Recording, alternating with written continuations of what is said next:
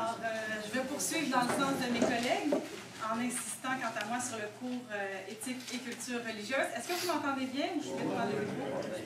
Merveilleux. Donc, moi aussi, j'ai eu la chance de faire une étude pour l'Institut de recherche sur le Québec, dans mon cas, sur le cours éthique et culture religieuse. Et la question que je me suis posée et qui a orienté mes recherches, c'est de savoir, est-ce que ce cours-là vise à transmettre des connaissances sur les religions, ce qui pourrait être un très bon objectif, ou est-ce qu'il vise plutôt à endoctriner les élèves? Ce qui était mon impression, mon intuition de départ et qui s'est confirmée finalement en étudiant le programme. Donc, pour faire cette étude-là, j'ai travaillé à partir de beaucoup de documents ministériels, à commencer par le programme lui-même. Aussi à partir des écrits de ceux qui ont travaillé à faire le programme et qui l'ont défendu ensuite, autant dans des revues spécialisées que dans la presse grand public. Et maintenant, j'ai pris tellement plaisir à travailler là-dessus parce qu'on découvre tellement d'horreurs que maintenant, je suis en train de travailler sur les manuels scolaires, donc sur la manière dont les objectifs qui ont été annoncés se traduisent finalement dans les manuels scolaires. Alors, cette partie-là de mon travail n'est pas achevée. Donc, je vais me concentrer surtout aujourd'hui sur les documents gouvernementaux et les écrits des promoteurs du cours, mais je vais insérer quelques petites illustrations qui viennent des manuels scolaires pour vous montrer concrètement comment ça peut se passer dans les cours. Donc, je disais, à mon avis, le cours vise à endoctriner les élèves, c'est très clair, ça s'inscrit dans la stratégie multiculturaliste que Mathieu Bocoté a décrite.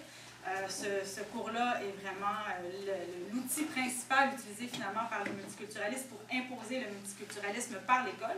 Et ce dont je me suis rendu compte, c'est que cet objectif-là était annoncé depuis très longtemps. Dès 1999, avec le rapport Proulx sur la laïcité et l'école, déjà on recommandait la mise en place d'un cours d'éthique et culture religieuse. On disait le régime actuel, qui est un régime d'option, il est discriminatoire puisque les majoritaires ont le choix entre étudier leur religion ou prendre un cours de morale, alors que les minorités, eux, n'ont pas ce choix-là, ils sont obligés d'aller en morale. Donc, c'est discriminatoire.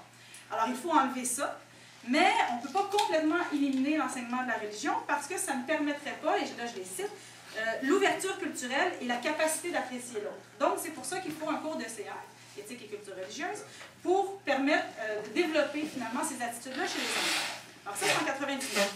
En 2000, l'Assemblée nationale adopte la loi 118, donc qui abolit les écoles confessionnelles, mais qui maintient quand même le régime d'option entre enseignement religieux, catholique, protestant ou enseignement moral. Et à ce moment-là, on publie un document gouvernemental où déjà les intentions sont annoncées de remplacer le régime pour faire un cours qui va, je les cite, favoriser le vivre ensemble dans une société désormais pluraliste. Alors déjà, vous voyez le vocabulaire apparaître. En 2004, la Commission des affaires religieuses du ministère de l'Éducation publie un avis où elle propose à son tour un cours d'éthique et culture religieuse et où elle annonce que ça devrait être enseigné à tous les niveaux, donc du début du primaire jusqu'à la fin du secondaire. Et à partir de ça, l'UQAM et l'Université Laval commencent déjà à former les enseignants. Donc, il n'y a pas de programme ministériel qui existe à ce moment-là, mais déjà, les facultés de sciences de l'éducation décident de la manière dont l'éthique et la culture religieuse devront être enseignées, alors prennent l'initiative de former leurs futurs enseignants. L'année suivante, donc en 2005, la loi 95 est adoptée, où on reconduit la clause dérogatoire qui permet de maintenir le régime d'option. Mais déjà, encore une fois, on publie un document ministériel où on annonce l'arrivée prochaine du cours d'éthique et culture religieuse et on annonce aussi quel est l'objectif de ce cours. C'est, je cite, « Vivre ensemble au sein d'un Québec démocratique et ouvert sur le monde ». À l'hiver 2006, première version du programme qui circule. À l'automne suivant, projet pilote dans quelques écoles. On n'a pas trop su qu'est-ce qui s'est passé parce que les écoles qui participaient au projet pilote n'ont pas été dévoilées. Donc, on ne sait pas trop ce qui s'est passé, mais à partir de ce projet pilote-là, il y a une nouvelle version du programme qui a été publiée en mai 2007, donc en pleine crise des accommodements raisonnables. Et déjà, à ce moment-là, on voit très bien le lien entre la question des accommodements et le cours d'éthique et culture religieuse. La Commission sur les affaires religieuses du ministère de l'Éducation publie un avis au moment donc, de la publication de la nouvelle version du programme, où elle écrit qu'en favorisant l'évolution des cultures institutionnelles, l'implantation du cours de CR facilitera la gestion de la diversité religieuse, y compris la pratique des accommodements raisonnables et des ajustements volontaires. Donc, on va mettre un cours de CR, les gens vont comprendre, puis après ça, ça va aller mieux pour faire des accommodements. En novembre 2007, le comité Fleury, qui est un en place par le ministre Fournier, au moment où il était ministre de l'Éducation, pour faire un rapport donc, sur les accommodements en milieu scolaire. Émet donc son rapport en novembre 2007 et encore une fois, on dit une des choses qui va permettre de régler le problème des accommodements, c'est le cours éthique et culture religieuse. Ça va permettre de sensibiliser aux accommodements raisonnables. Alors, il faut sensibiliser les parents, sensibiliser le personnel scolaire, sensibiliser les élèves. Et dans le cas des élèves, le meilleur outil, c'est le cours éthique et culture religieuse. Mai 2008, le rapport Bouchard-Taylor, bien entendu, qui fait lui aussi la promotion du cours de CR, demande au gouvernement non seulement d'aller de l'avant avec le cours, mais d'en faire une promotion auprès des parents, parce qu'on voit bien que les parents ne sont pas tout à fait d'accord. Et on dit que le cours de CR va permettre, je cite le rapport, de développer les aptitudes nécessaires au vivre ensemble dans un contexte d'une société diversifiée. Alors, si vous voyez, sur 10 ans, ce cours-là a toujours été fortement encouragé par différents comités ministériels, par des commissions gouvernementales, et à chaque fois, les élus ont suivi. Et aussi, ce qu'on remarque, c'est qu'il a été fortement encouragé par les gens qui font la promotion des accommodements raisonnables. Ça, c'est très clair. Et plus on avance dans la crise des accommodements raisonnables, plus les documents ministériels sont clairs à cet effet-là. Et une dernière chose qui m'apparaît aussi très frappante dans tous les documents, c'est que les justifications qui sont amenées pour implanter ce nouveau cours-là, ce ne sont jamais des justifications pédagogiques, ce sont toujours des justifications politiques. Alors vraiment, il y a de quoi se méfier quand on voit les intentions qui sont annoncées pendant 10 ans. Maintenant, si on arrive au programme lui-même, où est-ce que ça aboutit tout ça? Déjà, le programme est structuré en fonction de la réforme. Alors maintenant, ce n'est plus des objectifs ou des volets. Tout est structuré en fonction de grandes finalités qui sont présentées rapidement et qui servent de justification à tout le reste, mais surtout autour de compétences.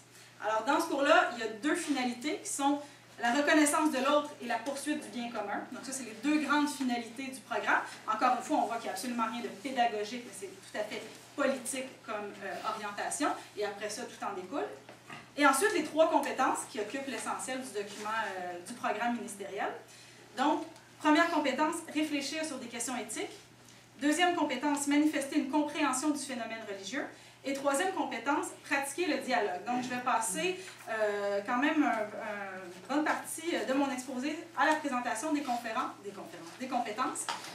D'abord, en présentant ce qui est écrit dans le programme ministériel à ce sujet-là, et ensuite avec quelques illustrations tirées des manuels scolaires, parce que ce qui est bien, c'est que non seulement le programme est structuré autour des compétences, mais les manuels scolaires le sont aussi. Et c'est annoncé, ils expliquent dès le début. Et pour chaque chapitre, on voit si c'est dans le volet éthique ou dans le volet religion. Et le dialogue, lui, se promène partout là-dedans. Donc, on peut voir non seulement les intentions qui sont annoncées pour chacune des compétences, mais aussi comment ça se traduit. Première compétence, donc, réfléchir sur des questions éthiques. Alors, on peut se dire, c'est une très bonne chose. On va apprendre, les enfants vont apprendre les différentes postures éthiques qui ont été développées par la philosophie. Donc, ça va être un petit cours d'initiation à la philosophie. Ça va les faire réfléchir, ça va les rendre intelligents. Si on regarde ensuite, qu'est-ce que c'est? Il ne s'agit pas d'apprendre plusieurs postures philosophiques. Il s'agit d'en apprendre une seule, qui s'appelle le pluralisme, qui est évidemment le nom de code du multiculturalisme. Pierre Lussier, qui est un des concepteurs et des défenseurs du cours d'éthique et culture religieuse, nous explique à quoi sert cette compétence-là. Il nous dit qu'il ne s'agit pas d'un parcours de type philosophique, de type encyclopédique, des doctrines et des systèmes philosophiques en matière de moralité. Il s'agit plutôt donc de discuter de manière à atteindre les 2 finalités du cours, donc reconnaissance de l'autre et poursuite du bien commun. Si on regarde dans les manuels scolaires, comment ça se traduit? Le message général qui se retrouve dans les chapitres sur l'éthique, c'est qu'il faut aimer tout le monde, il faut accepter tout le monde avec leurs différences. Donc, c'est plein de bons sentiments. On répète sans arrêt, la diversité est une richesse, le Québec est plus riche depuis qu'il y a de la diversité et tout ça. Donc, plein de bons sentiments. Mais ça va encore plus loin dans la question de la liberté identitaire, ça va plus loin que l'énonciation de bons sentiments. On invite les jeunes à explorer différents styles identitaires, à connaître leur propre personnalité, et dès qu'ils sont très jeunes. Déjà au primaire, on leur dit que c'est ça, qu'ils sont libres, qu'ils sont